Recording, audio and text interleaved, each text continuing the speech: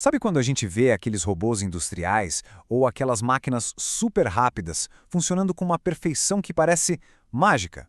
Então, por trás de cada movimento exato, de cada posição milimétrica, existe uma tecnologia incrível. São eles, os heróis discretos do nosso mundo automatizado, os servomotores.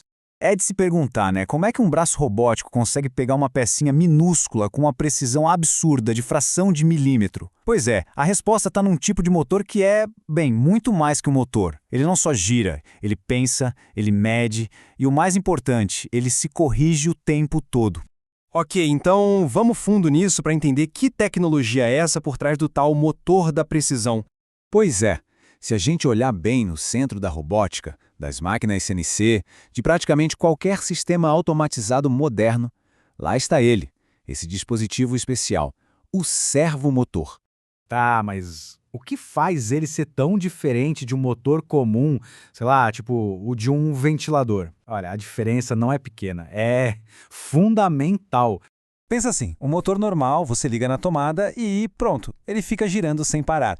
Já o servomotor é diferente, ele trabalha com um sistema de comando e verificação. Ele recebe uma ordem clara, tipo gire exatamente 90 graus. Aí ele vai até lá e olha que legal, ele confirma que chegou no lugar certinho. É uma conversa, não um monólogo.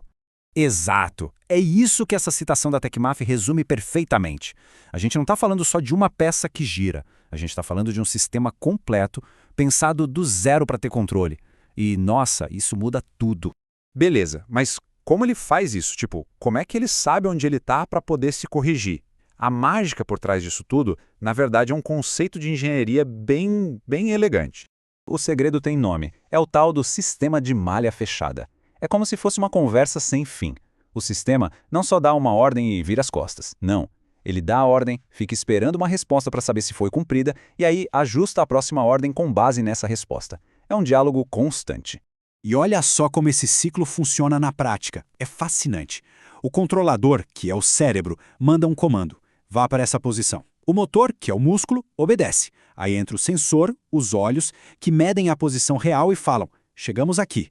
Daí o cérebro compara o que ele mandou com o que realmente aconteceu e corrige. Um pouquinho mais para a esquerda. E esse ciclo todo acontece milhares de vezes por segundo. É muito rápido. E essa imagem aqui mostra bem isso. Por dentro, não é uma peça só. É um verdadeiro time, com 3 partes-chave trabalhando juntas, afinadíssimas, com um único objetivo: controlar o movimento com perfeição. Então vamos conhecer esse time. Primeiro, o motor em si. Ele é a força bruta, sabe? É quem bota a mão na massa e faz o eixo girar. Depois vem o sensor, o famoso encoder. Ele é tipo X9, o espião do sistema. Ele fica o tempo todo medindo a posição e a velocidade e contando tudo para o chefe. E quem é o chefe? É o controlador ou drive. Ele é o cérebro, o gerente. Ele que processa os comandos, lê os relatórios do espião e decide o que fazer. E olha, de todos esses componentes, o encoder talvez seja a peça-chave, o que realmente define um servomotor. É ele que fecha a malha. É a informação que ele fornece que transforma um motor burro num sistema inteligente e de alta precisão. Ok, a gente já entendeu como a coisa funciona. Mas e daí? Na prática, quais são os superpoderes que esse sistema todo oferece?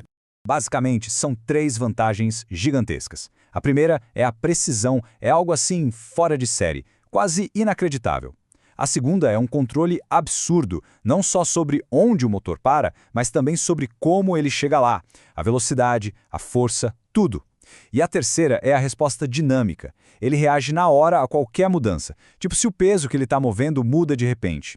E é justamente por isso que eles são essenciais. Pensa numa máquina CNC esculpindo uma peça de metal ou num robô montando um celular. Ali não pode ter erro, zero margem para erro. Esse tipo de aplicação simplesmente não existiria sem esse nível de controle que o servomotor oferece. Agora, uma coisa legal é que essa tecnologia se adapta. Nem todo servomotor é criado igual, né? Existe um universo inteiro de tipos e aplicações.